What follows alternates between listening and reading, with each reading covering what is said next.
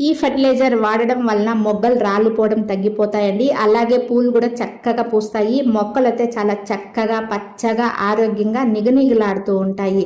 ఈ ఒక్క వీడియోలోనే మీకు లిక్విడ్ ఫర్టిలైజర్ మరియు సాలిడ్ ఫర్టిలైజర్ని రెండు చూపించబోతున్నానండి. ఇది ఇచ్చిన తర్వాత ఒక వారంలోనే మీకు చాలా బాగా రిజల్ట్స్ అనేది కనిపిస్తుంది.